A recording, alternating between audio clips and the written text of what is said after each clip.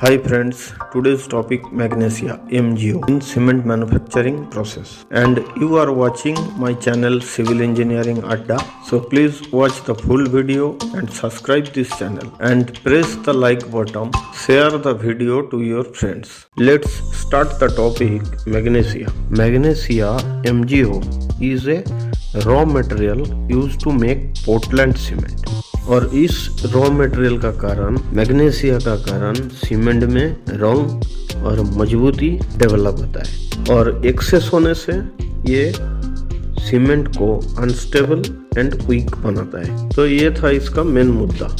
अभी आगे चल के हम पूरी डिटेल में जानेंगे कितना परसेंटेज रहना चाहिए, कितना परसेंटेज से ऊपर होएगा तो सीमेंट को वीक बनाता है, इसकी पॉजिटिव पॉइंट क्या है, इसकी नेगेटिव पॉइंट क्या है, इसकी सोर्स क्या है। सारे डिटेल्स में धीरे धीरे समझेंगे और जानेंगे। तो अंत तक वीडियो में बने रहिए और पूरी डिटेल्स में जानकारी हासिल कीजिए। फर्स्ट हम देखेंगे सोर्स ऑफ मैग्नीशिया। मैग्नीशिया कहाँ से आ रहा है वो देखेंगे। Magnesia is found naturally in limestone and dolomite. तो सीमेंट मैन्युफैक्चरिंग का जो मेन इंग्रेडिएंट है लाइमस्टोन, मैग्नीशिया उस लाइमस्टोन से ही आता है। इसको समझने के लिए हमको लाइमस्टोन का अंदर क्या क्या केमिकल कंपोनेंट रहता है वो समझना जरूरी है। तो चलिए एक बार नज़र मार लेते हैं लाइमस्टोन का अंदर क्या क्या केमिकल रहता है और कितने परसेंटेज तक रहता है ये भी देखेंगे। इसमें रहता है calcium oxide, silicon oxide, iron oxide, magnesium oxide, aluminium oxide, sulphur trioxide, sodium oxide, potassium oxide, titanium oxide, magnesia oxide, chloride और फ्लोराइड। इसमें से मेन जो इंग्रेडिएंट है वो है calcium oxide, silicon oxide, iron oxide, magnesium oxide और aluminium oxide. बाकी सब रहता है लेस देन 0.1%, लेस देन 0.2%, ऐसा ही। तो इसमें देखिए मैग्नीशियम ऑक्साइड MgO जो है 0 to 5%। तो नेचुरली मैग्नीशिया का सोर्स है लाइमस्टोन। फिर यहाँ पे क्या बोल रहा है, magnesia is found naturally in limestone and dolomite, which are the primary raw material used in cement manufacturing. Next, it can also come from magnesite MgCO3। तो ये प्राकृतिक रूप से मैग्नेसाइट से भी प्राप्त हो सकता है। अभी percentage of magnesia in different cement types. Cement types में ऑर्डिनरी पोर्टलैंड सीमेंट पहला OPC, और इसमें contribution of magnesia should be less than 5% to prevent expansion. Next low heat cement, magnesia is limited to less than 2% to avoid delay of hydration. Next sulphate resistance cement, magnesia enhance sulphate resistance. Next है white cement, इसमें low magnesia less than 1% to maintain color purity. Next, magnesia cement or sorrel cement. Magnesia is intentionally added for bonding properties. And now MgO limit in cement as per standard.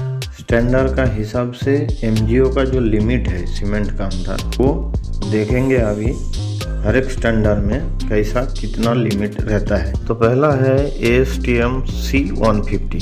ASTM C150 is an international standard, और ये standard क्या specify करता है, physical and chemical properties of Portland cement. तो ये जो international standard है इससे हमको पता चलता है सीमेंट का फिजिकल एंड केमिकल प्रॉपर्टीज। कौन से सीमेंट का, स्पेसिफाइड पोर्टलैंड सीमेंट का। और इस स्टैंडर्ड का अंदर MgO का लिमिट कितना दिखाया गया है, लेस देन इक्वल 6%।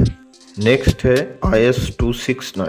IS बोले तो इंडियन स्टैंडर्ड। तो इंडियन स्टैंडर्ड 269 में क्या दिखाया है, less than equal 6%। EN European standard 197, इसमें दिखाया है लेस देन इक्वल 5%। मतलब सभी स्टैंडर्ड में लगभग 6% लेस देन इक्वल होना चाहिए। लेकिन BIS में क्या है, ब्यूरो ऑफ इंडियन स्टैंडर्ड में OPC 6%, PPC 6%, PSC 10% और कंपोजिट सीमेंट में 8%। अब ये PSC और कंपोजिट सीमेंट ये दोनों में फ्लाई ऐश ऐड होता है और फ्लाई ऐश में क्या रहता है, फ्लाई ऐश रहता है सिलिका युक्त मटेरियल। सिलिका का परसेंटेज फ्लाई ऐश में ज़्यादा रहता है और इसके कारण सीमेंट को ये क्या करता है, एक्सपेंड होने से रोकता है। इसके लिए स्लैग सीमेंट और कंपोजिट सीमेंट में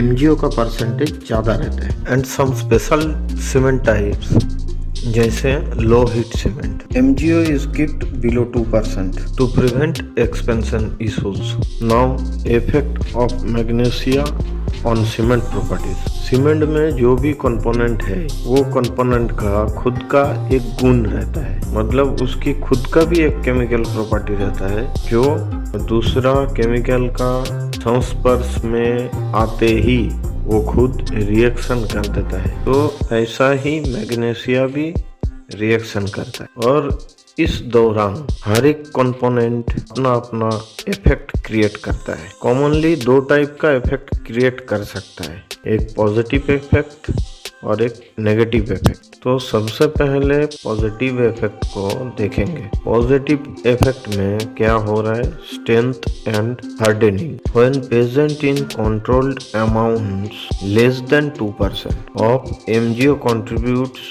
to the strength and hardness of cement. तो ये लेस देन 2% रहने से सीमेंट में क्या होता है, मजबूती बढ़ाता है और हार्डनेस भी बढ़ाता है और साथ ही में लॉन्ग टर्म ड्यूरेबिलिटी इंप्रूव करता है बिल्डिंग का। दूसरे में क्या है, रेजिस्टेंस टू सल्फरेट। MgO क्या करता है, सीमेंट की सल्फेट प्रतिरोधक क्षमता में सुधार करता है, जिससे जहां सल्फेट युक्त वातावरण रहता है, वेदर रहता है, वहाँ ये यूज हो सकता है। और तीसरा वर्केबिलिटी इम्प्रूवमेंट। अभी जब स्ट्रेंथ गेन हो रहा है, हार्डनेस गेन हो रहा है, लॉन्ग टर्म ड्यूरेबिलिटी गेन हो रहा है, सल्फर अटैक को प्रोटेक्ट कर रहा है, तो ऑब्वियसली वर्केबिलिटी भी इम्प्रूव हो जाएगा। और नेगेटिव इफेक्ट में क्या है, if MgO content excess, magnesia content अगर सीमेंट में ज़्यादा है तो क्या होगा, तो इसको जिस टाइम पीरियड में रिएक्ट करना चाहिए था उस टाइम पीरियड में ये रिएक्ट नहीं करेगा, इसकी रिएक्शन धीमी हो जाएगी और रिएक्शन धीमी हो जाएगा तो सेटिंग टाइम भी बढ़ जाएगा, सेटिंग जल्दी होगा नहीं, तो ये फिर कंक्रीट को एक्सपेंड कर देगा और बढ़ेगा तो क्रैक हो जाएगा, अनसाउंड प्रोवाइड होगा। नेक्स्ट में है setting time issue. High MgO can affect the setting behaviour, making it either too fast और टू स्लो। हाई MgO का कारण सेटिंग टाइम या तो बहुत जल्दी हो जाएगा या तो बहुत धीमी स्लोली सेटिंग होगा और ये कंस्ट्रक्शन वर्केबिलिटी पे इफेक्ट करेगा। और एक नेगेटिव पॉइंट है जो है reduction in durability. Excess MgO can weaken cement's durability by causing unwanted expansion. तो यहाँ excess MgO के कारण सीमेंट का ड्यूरेबिलिटी वीक होगा, इसका वजह से अनवांटेड क्रैक्स आएगा और जिसके कारण हमारे स्ट्रक्चर अनहेल्दी हो जाएगा।